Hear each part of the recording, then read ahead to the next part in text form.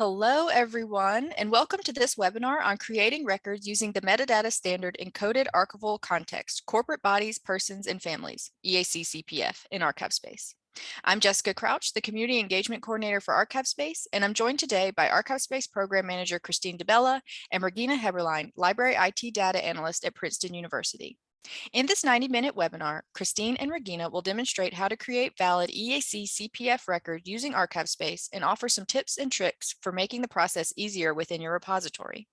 While this learning opportunity introduces EAC-CPF in the context of ArchivesSpace, it is not intended to be a full overview of the standard.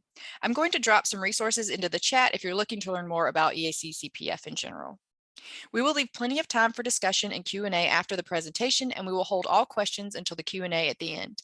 If you'd like to ask a question, we ask that you use the Q&A feature at the bottom of your screen, and questions will be read and answered during the allocated time for Q&A. If you have a general question or need some other form of assistance, please feel free to reach out in the chat. As I mentioned, your presenters today are Christine DeBella and Regine Heberlein. Christine has been the Program Manager for ArchivesSpace since 2017 and is involved in all aspects of the program, working closely and collaboratively with the community, advisory groups, and governance board to set and implement the strategy and goals for ArchivesSpace. Christine has worked in archives for over 20 years in academic and nonprofit settings, including the Institute for Advanced Study, the Philadelphia Area Consortia of Special Collections Libraries, the 92nd Street Y, the Bentley Historical Library at the University of Michigan, and Harvard Business School. She received an MSI from the University of Michigan School for Information and a bachelor's degree in English from Wesleyan University.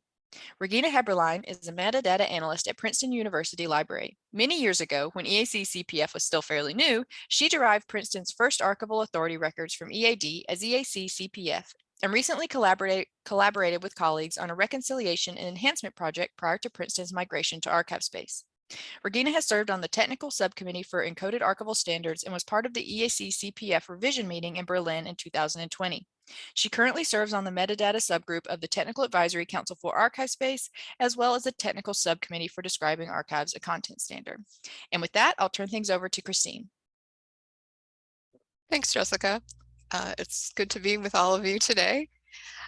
So let me just go over what we're going to cover. So we're going to, as Jessica said, we're giving you kind of a high-level overview of certain kinds of things, including what EAC-CPF is, what agent records are in ArchivesSpace. We're going to talk through what you need to do with your agent records to meet the minimum requirements for valid EAC-CPF. Also, if you want to go further and create records with added value, we'll talk about some things you can add that way. We'll talk about how to export EAC-CPF from ArchivesSpace and also how to validate EAC-CPF. And then we'll look at some tips and tricks for how you can use some of the different features within ArchivesSpace to support making this work easier. And we'll talk through some resources. As Jessica said, she's already putting things into the chat for you. And there will be plenty of time for questions at the end. And I'm going to turn it over to Regina to talk about what EAC-CPF is.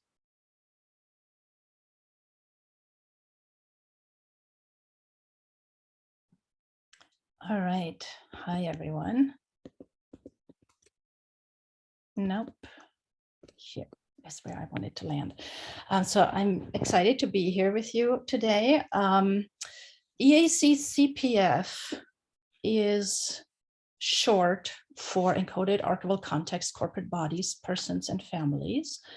And it is an encoding standard in XML for information about the people or other entities that are associated with archival records.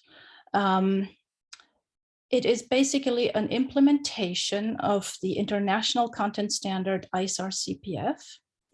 And ISAR-CPF in turn informs DACS, describing archives, a content standard for the description of these entities.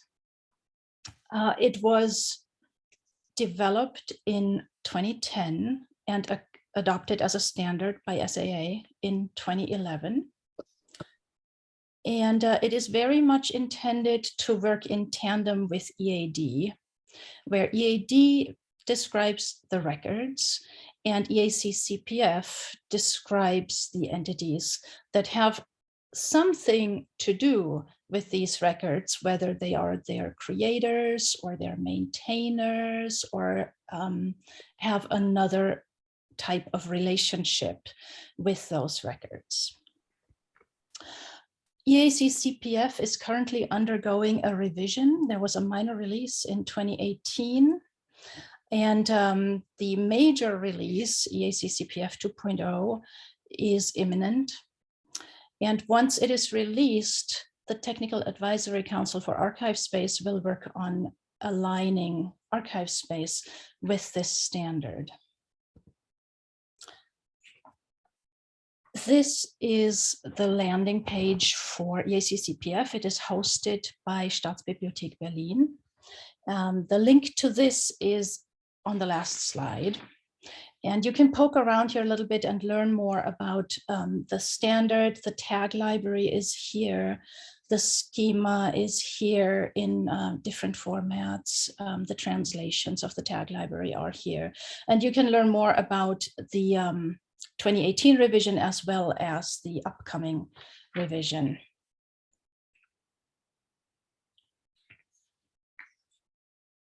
So agent records in ArchivesSpace describe the corporate bodies, people and families, just like EAC-CPF does. And you can create an agent record directly in ArchivesSpace, or you can import it. You can import a CPF record. You can import other formats. And if you're working in version 3.0.0 or higher, you'll find that the subrecords in the agent record are actually organized in such a way that they align closely with the structure of EAC-CPF. If you're on an older version, you'll find that you may have to go hunting for these fields or that they're not there. What is important to keep in mind is that ArchivesSpace has a general data model that is intended to play nicely with all kinds of standards and data models and allow an agent record or any ArchivesSpace record to hook into other records. And for that reason, a valid agent record in ArchivesSpace isn't automatically a valid CPF record. You may need to do a little bit of extra work to get a valid record out of ASpace. And so I want to look at an example. I'm going to hop over to my browser. And I'm sorry, I have to get out of here and hop over here. So here we have a list of agents, and I'm just going to select Ansel Adams here. And we can see right here that this is coming from NACO, which is nice. And if I open this, and I opened it in edit mode because that allows us to see a few more things. So we see here, this is of type person, and we have a name string. And then as we scroll down, there's all kinds of possibilities to flesh out this information. Here is our source. The name order is indicated here. We have a primary part of the name and a rest of the name. And some system information here, and a date range for dates of existence. And that's pretty much it. Plenty of opportunity here to give more information, but that's what's in this record now. And ArchivesSpace is happy with this. This is valid in ArchivesSpace. It allows us to save, but this isn't enough information to make it compliant with EAC-CPF. So in EAC-CPF, Ansel Adams would look like this, or could look like this. This is not a minimal record. It is valid. It has a little bit of extra information, especially down here. But what I want to show you is that within the wrapper, the root element of EAC-CPF, there's two high-level areas here. One is control and one is CPF description. And control is the information about the record itself. CPF description is where you would find the information about the entity that we're describing, about Ansel Adams in this case. Within the CPF description, we have an identity field here, and that's where we drill down to Ansel Adams. It is possible in CPF to capture things like pseudonyms. There's a wrapper, multiple identities, that takes multiple identity fields. That, however, is not possible in ArchivesSpace. ArchivesSpace creates one CPF record per agent record. So that's something to keep in mind. The control element Gina? up here, yes? Is there any way you could enlarge your screen a little bit? There sure is. Sorry about that. Oops. Is that better? I think so. If I'll let you know. But it looks like we're good to go. Okay, thank you. Thanks. Sorry about that. So here is the control section. We'll dive into the code a little more later. For the moment, I'm going to hand it off to Christine to talk a little bit more about the control section in ArchivesSpace. Thank you. Okay, I'm going to share my screen.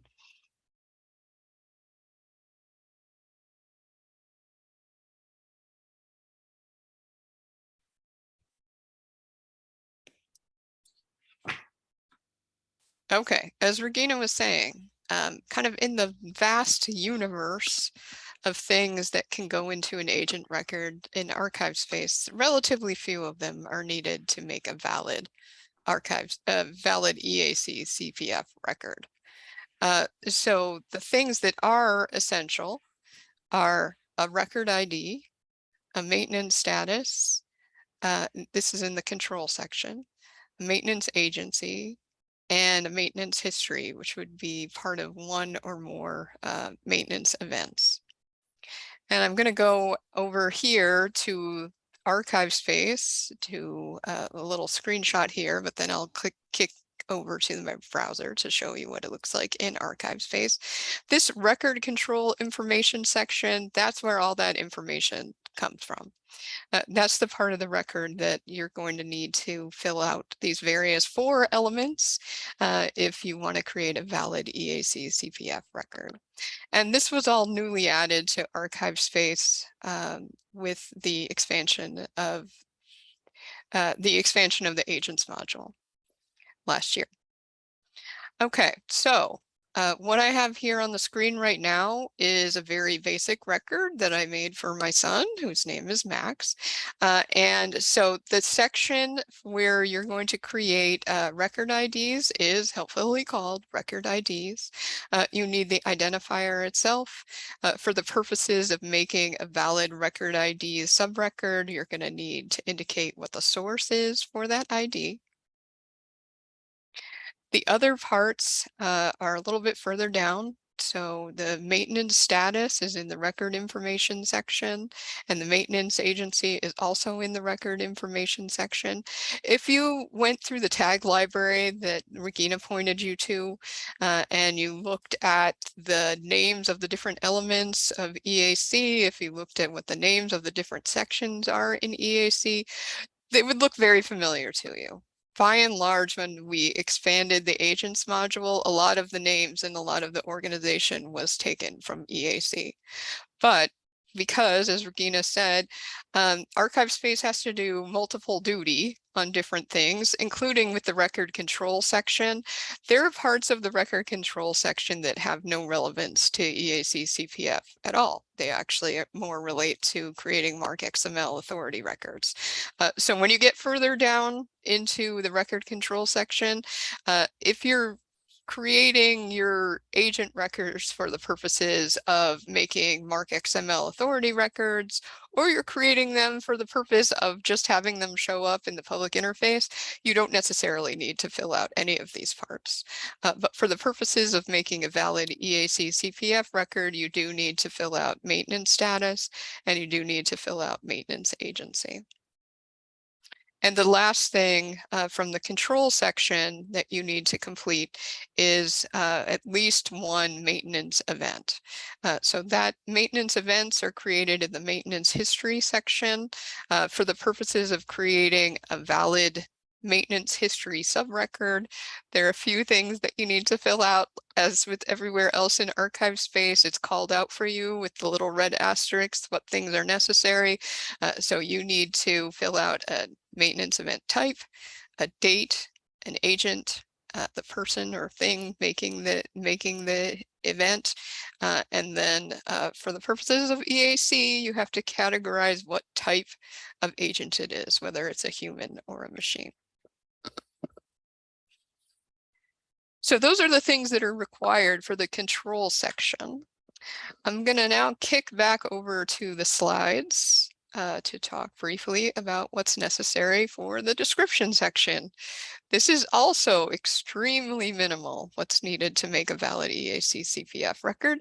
And in this case, it actually matches almost completely to what's needed to make a valid agent record in ArchivesSpace.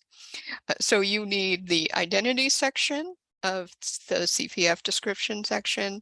Within the identity section, you need to indicate the entity type. So whether it's a person or a family or a corporate entity, you can't even get started in ArchivesSpace with making an agent until you've made that choice. So you need to choose one of those types of entities.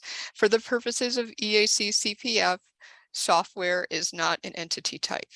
So software agents in ArchivesSpace, we have not included the ability to export an EAC-CPF record because it's not actually part of the EAC-CPF data model. And then the other thing that you need for the identity section, and obviously I should back up. For software, you could create your software as a corporate entity. You could be that type of entity, that type of agent. It just can't be the agent type within ArchivesSpace of software. And then the other thing that you need for the identity section is one or more name entries. And again, in ArchivesSpace, you can't create an agent record without creating a name form. So the entity type, I'm going to go back up to the top of this record. The entity type is up here. You've already selected this at the time that you selected to create an agent. You already said whether the agent was a person or a family or a corporate entity. The other thing that you need to fill out for the purposes of the identity section of your EAC-CPF record is a name form. So you need at least one name form. In ArchivesSpace, you need at least one name form to create a valid agent record. For the purposes of creating a valid name form, you actually need very little information, but typically you would fill out something in the primary part of the name. If it's a person agent, that's absolutely necessary. If it's a corporate entity, you would also need to do that. If it's a family agent, you would need to fill out the family name. Then you could fill out as much else here as you want. So I've got a last name and I've got a first name. And for the purposes of ArchivesSpace, that's all I need to have made a valid agent.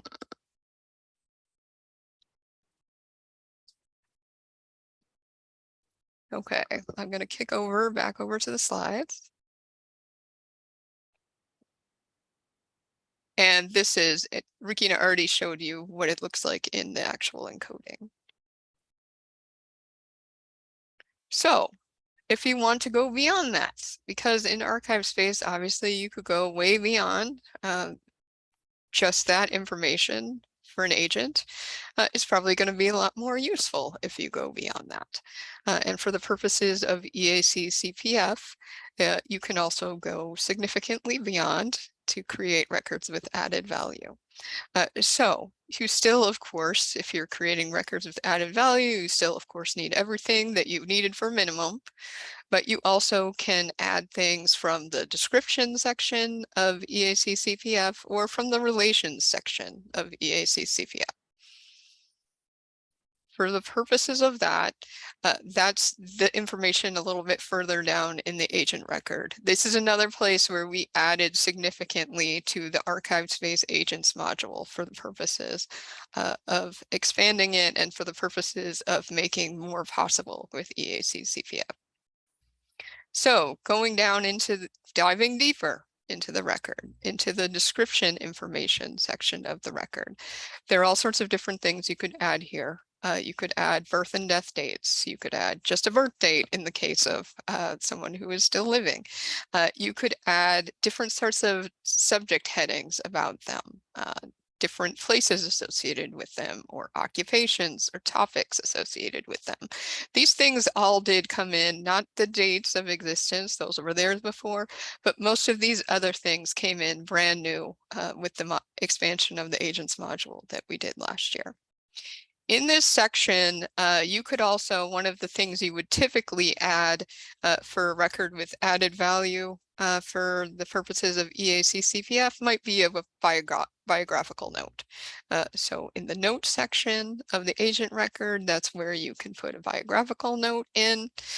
You could also, of course, one of the things that is, adds a lot of value to archival description is being able to indicate the relationships between different entities associated with it and different materials that those entities are associated with. So the relation information section of the agent record is where you can do that. This is where you can indicate if there are collections held somewhere else that this person, family, or corporate entity is associated with. You can record that in an agent record now. You can also indicate if there are other people or other families or other corporate entities that are associated with the agent that you're working on. So in this case, I put myself down as the mother of my son. And all of that, you can do a lot, you can do a little, but as long as you do the part that's little, you can create a valid EAC-CPF record. So I'm gonna kick this back over to Regina to talk about how to export and how to validate.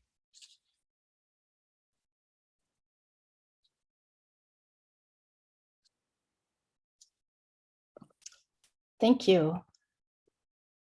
So let's look a little bit at how do I know that I've created a valid EAC-CPF record. This is outside of just knowing EAC-CPF and how it maps to ArchivesSpace backwards and forwards, which you may know, but if you don't, you have other possibilities. And one is to export the EAC-CPF and validate it and let the software guide you through whatever may be missing. And that is what I want to try out right now. So this is the record that we looked at before. This is valid because I made sure it was. But if we go back to real life, it might not be. I'm going to hop over here. Sorry, here. So up here, you see this handy download EAC-CPF button. And I'm just going to do this now in real time. Going to save this record. And then I'm going to open it. Here it is. And to validate it, I'm using Oxygen here. How to validate is going to be different from editor to editor or whatever tool you use. In Oxygen, what you can do is set up a validation scenario and just give it the URL of the schema that you want to validate against. And I've already set that up in my environment. And so as soon as the record came in, it started complaining. You see here, there's a little red square up there, and it's showing me the place where it is unhappy, which is the control section. And if you look at the control section, you'll know immediately why, or you can look at the error message, which tells you the content of element control is not complete, because control, in fact, is empty. So that's not good. We want to change that. So I'm going to hop back to Ansel Adams. And I guess I am in edit mode already. And so now we have to look a little bit at what's missing. So thinking back to the required elements in control, if you remember, one thing that we need is record ID. So we're gonna click a record ID. Oh, wait, what did I do? That's not good.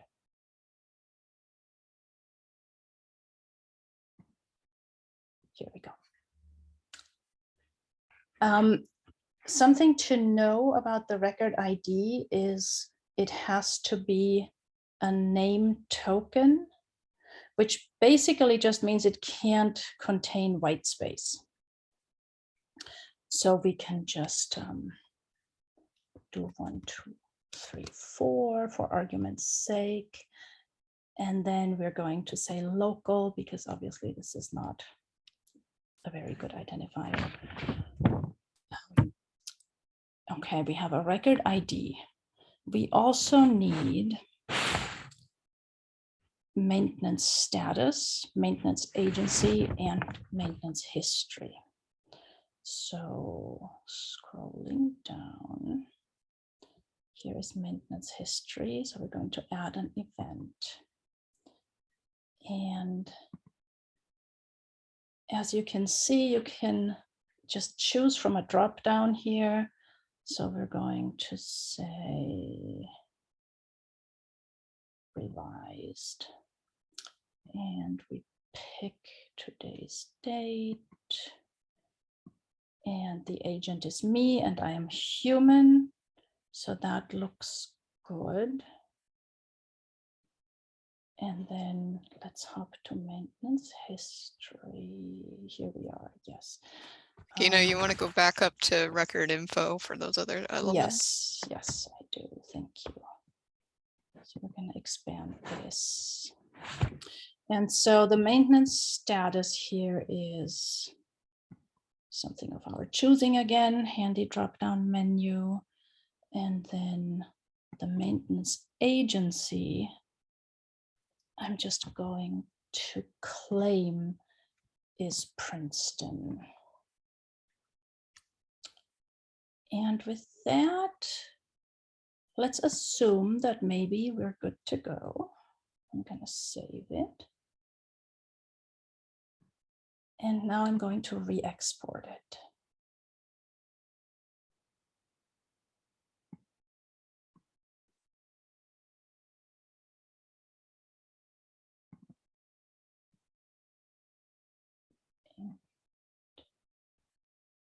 Here it is, 1, 2, 3, 4.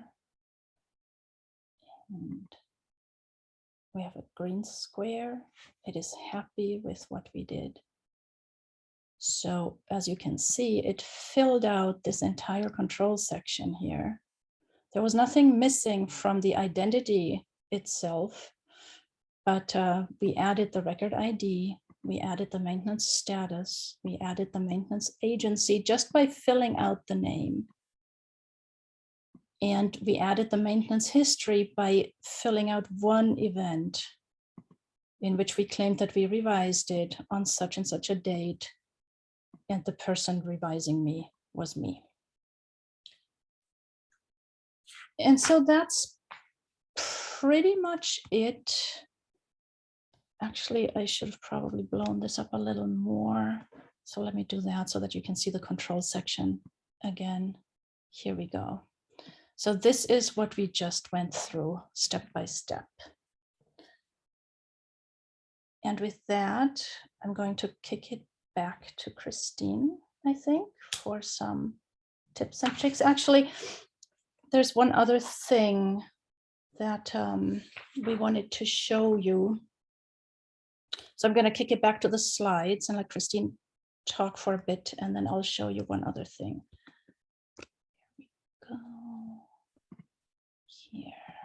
Here, and so take it away, Christine. Very good, thank you. You're getting your money's worth today for different transitions, so thank you. So yes, so what we wanted to show you were some ways to make your workflow smoother, help guide staff and yourselves through what you're doing, setting up your practices and things like that. So we want to talk you through some of those things. So probably one of the most basic things, and it's something you probably do already, is create, determine what your local best practices are going to be and document them. Document them in a way that you can communicate to each other, whether those are people that are here right now or whether those are people that are going to be there in the future. Document them so all of you are working the same way. So some things to keep in mind when you're doing that: use your judgment to decide what makes sense for you locally. We saw there are many, many different things that you can add to an agent record. There are many, many different ways you can create valid EAC-CPF, but you need to determine what makes sense for you with the kinds of records that you have, with the kinds of agents that you have associated with your collections, with the kinds of research that is done using your archives. Think about those things and determine what makes the most sense for you locally. Helpful documentation, it doesn't necessarily have to be extensive, but it does need to indicate at the very least what information needs to be recorded and how to do it. And of course, there are wider standards out there that of course you should be paying attention to. So of course, DAX among them, ISAR-CPF among them, but you also have to determine how to apply those standards locally and what makes sense and communicate that to each other. You can do documentation within the application, you can do it outside the application, you can do a combination, whatever makes sense for you and how you all work. And then we also certainly encourage you to reach out to colleagues. In the case of ArchivesSpace, reach out to people on the users group listserv for ideas and examples. There's all kinds of good content out there. And in fact, Regina is going to show you some that they've put together at Princeton. That's right. Thanks, Christine. So the document that I'm going to show you, come on, sorry, here we go, was not written by me. A big thank you to the Princeton archivists for their tireless work and for allowing me to share this with you all today. This Regina? is, yes? Could you enlarge it a little bit? Sorry. I can certainly do that. Here we go. So this is a workflow to create agent records in ArchivesSpace, compiled by archivists at Princeton University. And so you see here, I'll just quickly show you what the components of this document are, just as an example, not to say that this is what you should do or that this is a finished document. It is not actually. You'll see that it's very much a work in progress, but just as an example of what this looks like at our institution. So you see here it has an introductory part that goes over the different agent types in ArchivesSpace. How you create and link one. We have here the add agent link with a screenshot. You select a role. You could add a relator. Here is where you see that it's a living document. And then it goes over what do you do in the different scenarios. If there's an existing agent record already, we check VIAF as part of our workflow to make sure that we create authorized records. We check for duplicates. this goes very much into detail.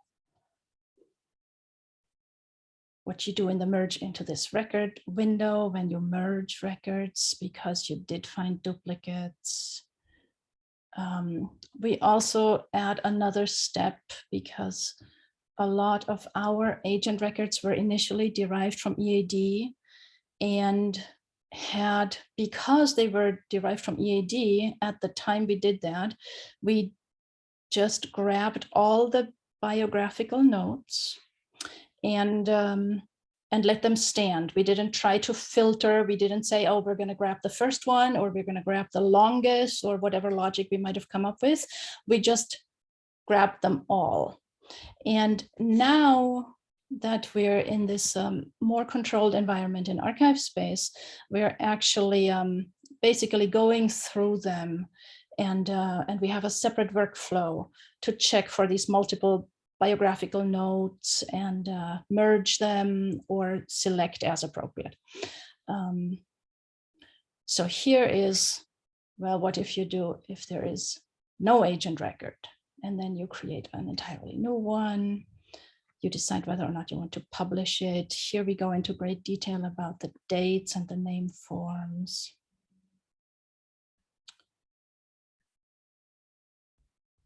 And then at the bottom here, we have something really interesting about what other agent types might you want to create. And one that is currently under discussion is indigenous nations and when to use geographic names as agents.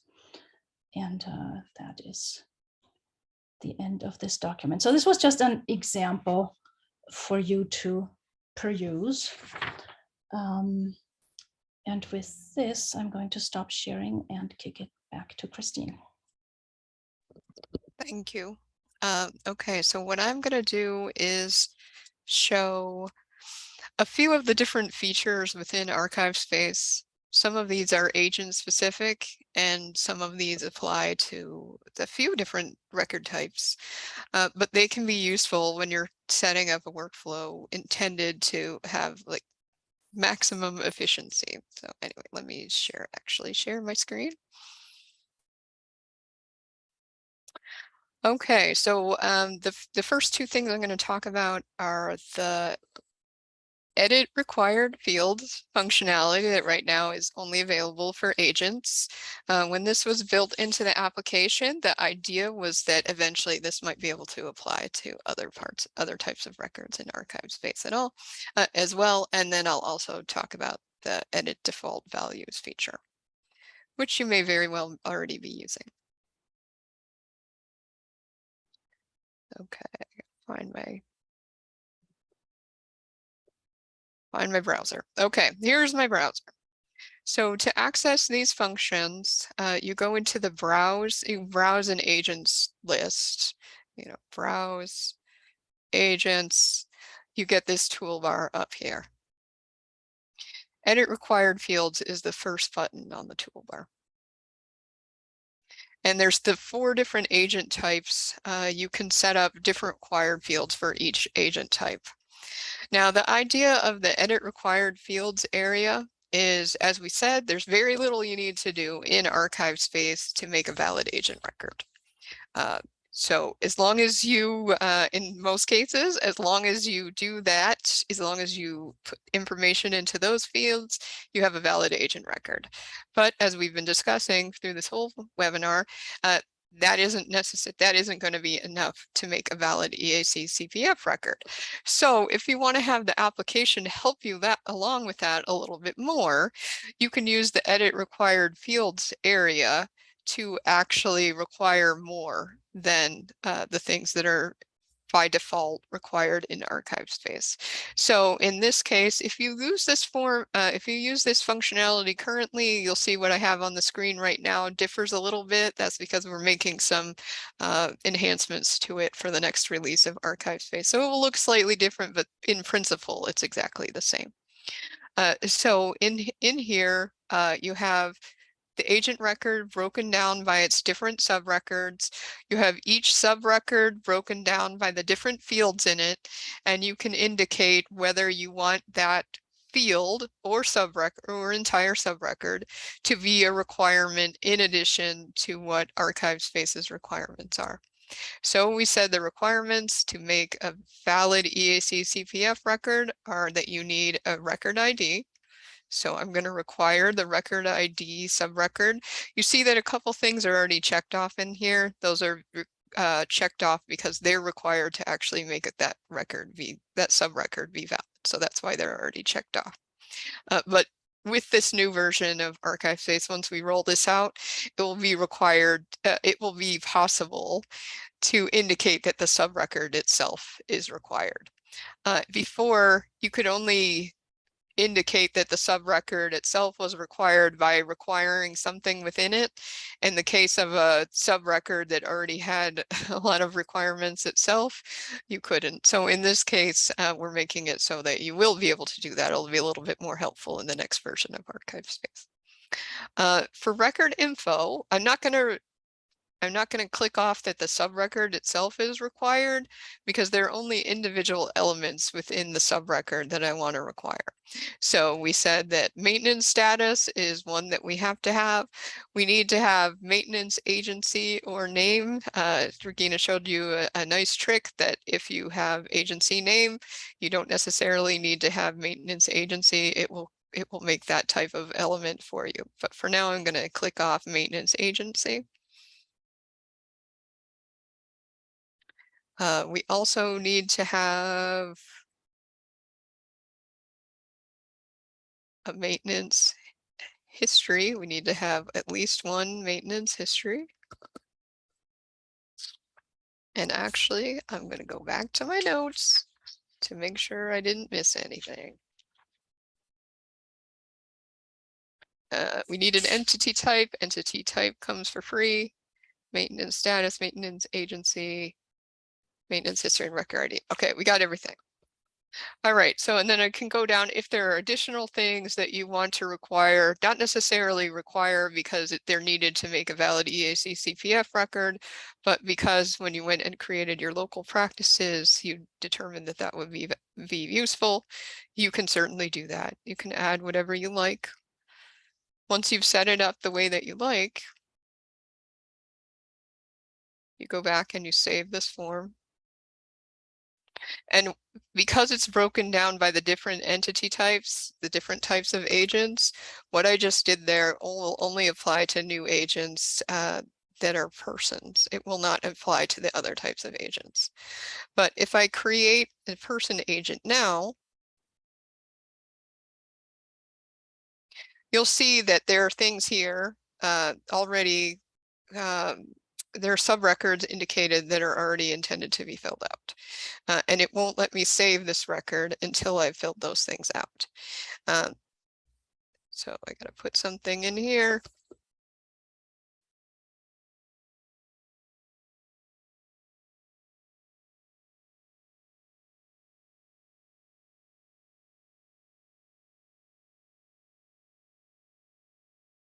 I think that's coming from a different area, default values.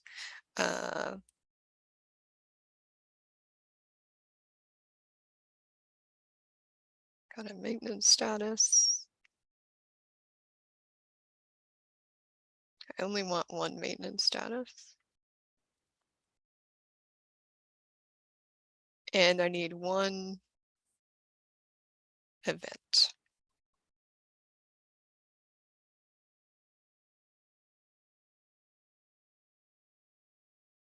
And then I still need a name, an actual name in here.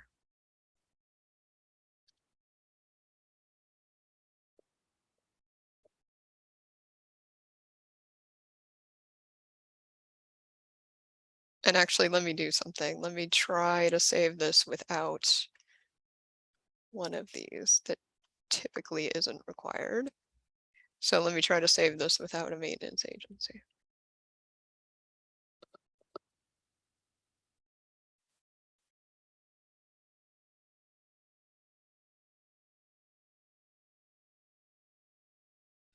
Because it is the rule of a live demo that something won't work the way it's supposed to, let's pretend that it didn't actually save. But as I said, we're working on this for the next version of ArchivesSpace, so I think that's what's happened there. But you saw that there are more things required now than were required before, so once you use the edit required fields, if it's working correctly, it will not allow you to save the record without filling out all the things that you've indicated need to be required. Now, it only works on brand new records. So if you already had records in ArchivesSpace that didn't have those requirements in there, it's not going to prevent those records from being valid agent records in ArchivesSpace. It only applies to brand new records and the first time you save a brand new record. But it can be something that can help guide staff through a little bit more and can work in conjunction with your documentation and best practices. The other feature is something that you may already be using, and that's the edit default values feature. So this is a place where you can indicate like specific values that you want for something. So the edit required fields only says you must or must not have this record, this subrecord type, this field, but it doesn't say anything about what needs to be in it. For default values, you can direct which values need to be in there. So for example, you might have, when you're creating records, your maintenance agency might always be the same because if you're creating them for yourself, you're not changing your maintenance agency very often, probably never, because it's something that's set up by a government body or an authority, a bibliographic authority. So, that might be a thing that this is always going to, the value for this is always going to be the same no matter what. And so I want to set that up as a default value. Some people also use default values to sort of guide people through like how to do the data entry. So it's not a real value, but it might be something that says this is these are the characteristics of this value. So for example, maybe for record identifier, I want to say it needs to be 10 characters long. And as Regina said, there can't be any white space.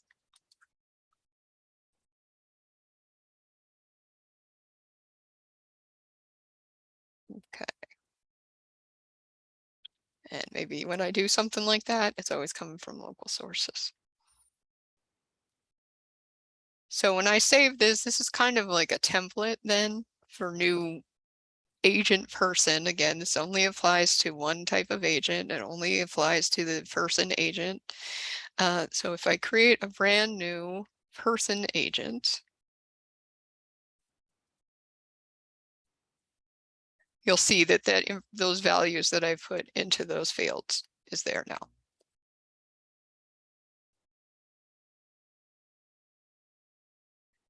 Not sure what's happening with that.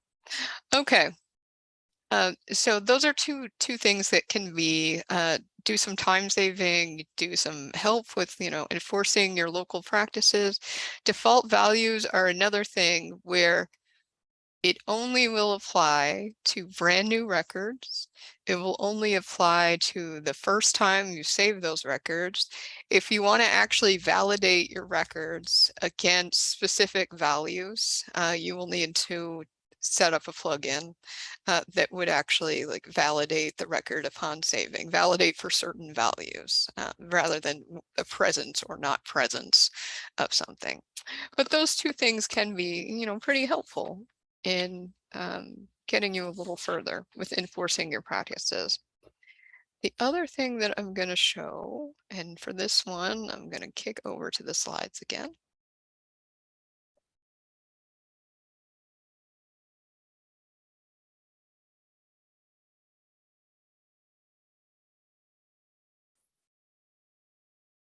All right, the other thing that we wanted to mention to you. And another way of enforcing your documentation or guiding staff through what they should do for different fields and subrecords is you can customize your tooltips in the application.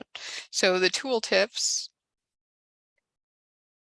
in case you don't remember what the tooltips are, these little black squares with explanatory text that pop up when you hover over a particular field label, or when you, in the case of a subrecord, hover over the subrecord. So this information in the tooltips is all customizable.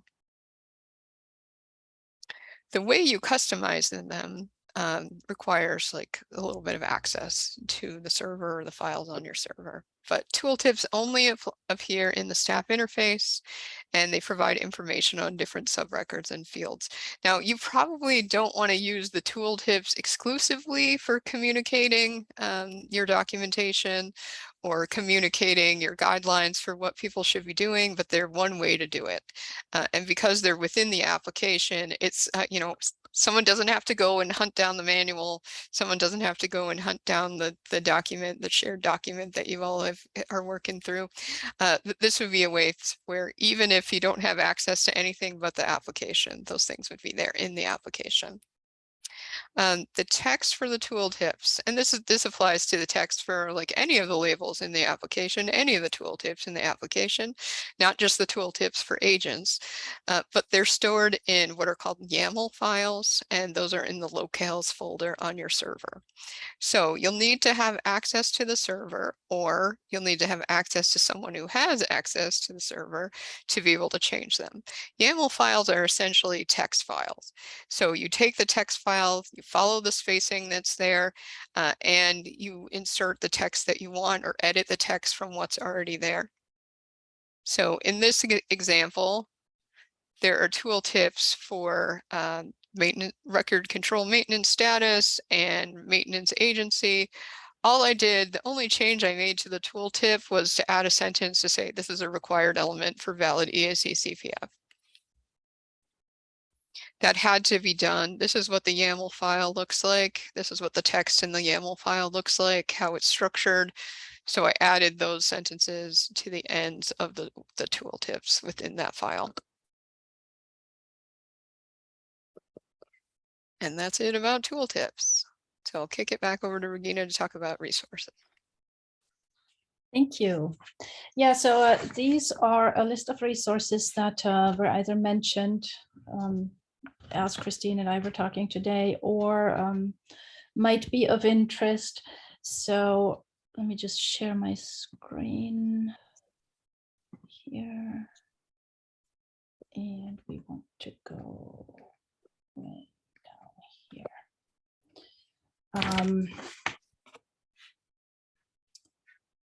So the first one is a general overview of the encoded archival standards. And then we have the community and support page for EAC-CPF specifically. There's a mailing list that you can join. We have the EAC-CPF tag library. If you're interested in the revision, there's a webinar that was recorded that you can watch. It's about half an hour long. There's also the schema. The link I put here is for the RNG version, but there's also the XML version available on the website. And then the last link on here is for SNAC, Social Networks and Archival Context, which is heavily informed by EAC-CPF, and there is a plugin in development, in fact, for SNAC in ArchivesSpace. If you are interested in getting involved, I just want to plug here that both CPF and ArchivesSpace are community-driven tools, and we encourage you to get involved in either or both. The level of involvement, depending on your bandwidth and available time and resources of your institution, of course, in terms of how much time your institution allows you to put into community tools and so on and so on. It could be as little as weighing in on an issue, for example, or being involved in a conversation on the listserv, on the mailing list, or it could be serving on a committee. And in fact, if you're interested in getting a little more hands-on with ArchivesSpace, I would urge you to consider serving on one of the advisory councils, for example, the Technical Advisory Council, or also the User Advisory Council. I think with that, we open it up for questions.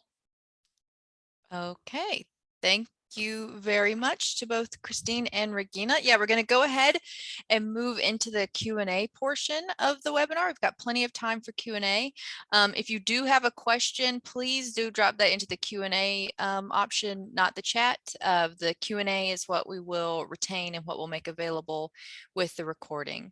There have been a few questions that have popped up about resources and about the links that I dropped into the chat about Regina's internal documentation.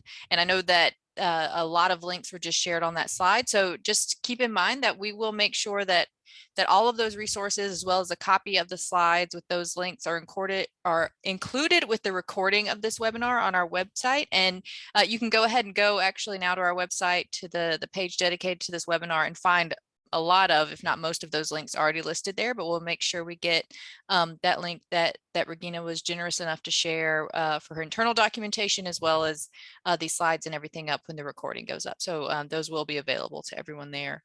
So yeah, let's go ahead and move into the Q&A. We've already got some questions lined up, but I assume, or I hope, other questions are getting typed now. So Michelle asked, excuse my ignorance, I'm probably right there with you, Michelle, but I'm not sure I understand how to use these features in tandem with records I get from sources like NAF or VIAF as opposed to local records. Can you go through an example with a name from an existing vocabulary? Partially I ask because records brought in via the LCNAF plugin are not EAC-CPF valid, which may just mean the plugin needs updating. I'll say one of the big things is we talked about how the agent records in ArchivesSpace have to do double duty. And even the agents module expansion was doing double duty. So there are some things that are required for MARC XML, and there are some things that are required for EAC-CPF. So I think it's likely that the records that are brought in through the LCNAF plugin, while they're valid MARC XML, they need some of these extra little things that we were pointing to work with archival description, to work with agent description for archives. So I think that's likely where the issue is. It's likely with the maintenance history specifically, and maybe something else. But I think those are the likely things. But I don't know, Regina, if you have an example that Ansel Adams was probably brought in from an external vocabulary. So I wonder if you want to talk through that one. Yeah, so I was wondering about that one because, as somebody pointed out earlier, it says it has as its source a NACO record, but then it isn't actually compliant with that either. So I think another possibility is that somebody copied it over and maybe got confused with the date fields and put the dates in the dates of existence fields.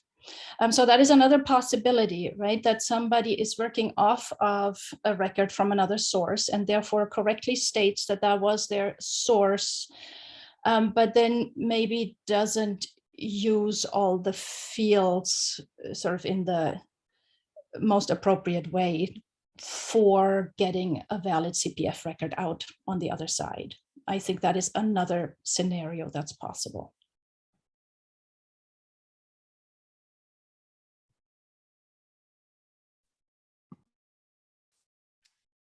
Okay, thanks. Another question asks, are the changes repository wide? I think that probably is in reference to default values and maybe even the tooltips. So default, and Jessica, you might be able to help with this one. Default values, I believe, are repository specific. Right. But Yes. tooltips, there's only one set of tooltips for an entire ArchivesSpace installation. Those are not repository specific. Okay, thanks. What use cases do y'all see for exported EAC-CPF records besides the using them in the forthcoming SNAC plugin? Well, Regina, I'd be interested because you said you did some of the first EAC-CPF at Princeton. So I'm curious how you all are using them. That is an interesting question. Actually, I'm going to take a step back and talk more generally about this. I think the use case that is looming on the horizon is linked data, and EAC-CPF and EAD are moving in that direction, are not quite there yet. And of course, there are a lot of competing data models out there that are also trying to implement linked data to open up discovery on a really revolutionary scale, if we can make it happen. Wikidata, of course, is a big contender in this game. And so I think that is the use case for EAC-CPF, while also being specific to archival authorities. We'll honestly have to see how far that goes. Obviously, both EAD and EAC-CPF are now under revision. And so there's just a lot yet to come that we'll need to keep an eye on.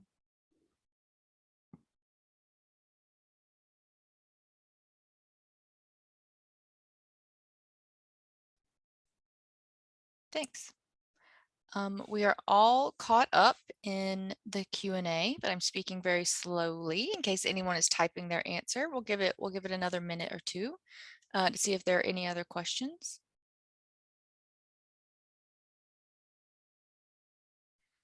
While we wait to see if any last questions come in, Regina or Christine, any final thoughts from either of you? Anything that you wish you had said but you didn't? Anything like that?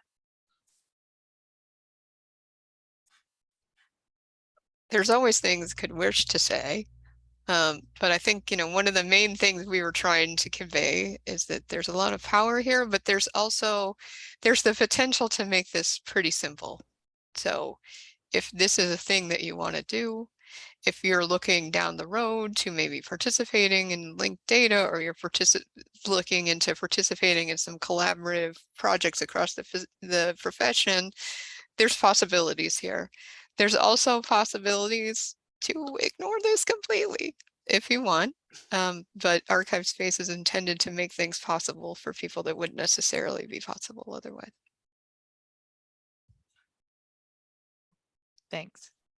Thank you. I have nothing to add to that. All right. Well, Christine, I'm glad you said that because we have questions now. All right. So Anna says, thanks. Another question, can the MARC XML downloads be used to extract data from local sources to create new NAF records? So similarly, as I said, with the expansion of the agents module, it was intended to do a few different things. And one of the things was to be able to make full MARC authority records, and adding a lot of information to the record control section, that record info section, makes that possible in a way that it wasn't before. I guess in theory, we could do a part 2 webinar that is intended around that. We'd have to get some MARC experts on here. But I think that is definitely a possibility. And the reason there's those new fields in certain areas is to make that a possibility where it wasn't before.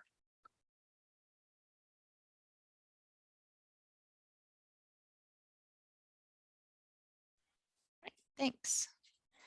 All right. Corey asks, Regina mentioned how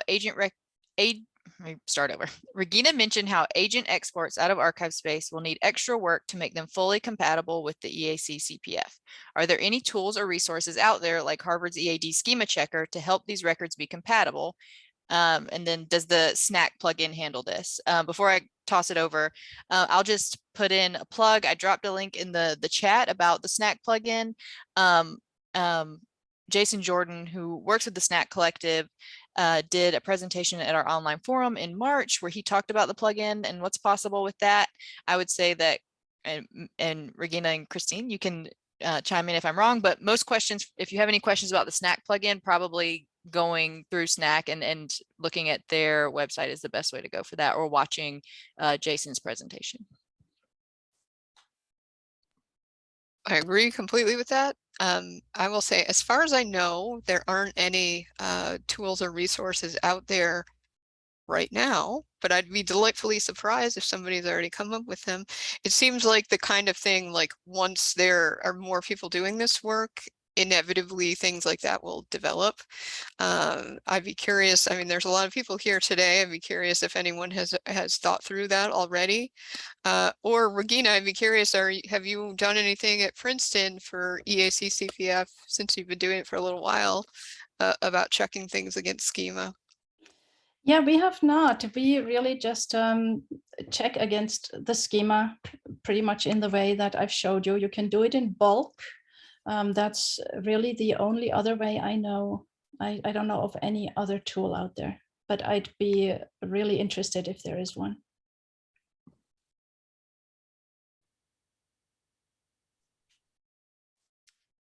All right. If anyone does know of one, feel free to chime in with that. And then Anna, who asked the question about Mark XML, says, I'm going to try and make it happen. I'll keep you posted. Very good. We'll draw you in for a future webinar. Yeah, for real.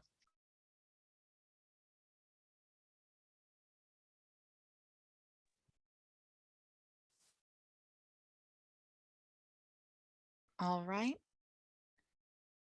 We don't have any questions popping up in the chat again, but that doesn't mean there aren't any. So if you have a question, now is your chance. All right. Nothing else popping up in the chat.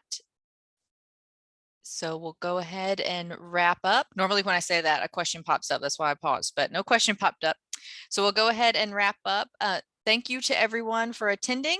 Again, all of the links and resources and slides will be included with a copy of the recording on our website once that recording comes available. So keep your eye out for that.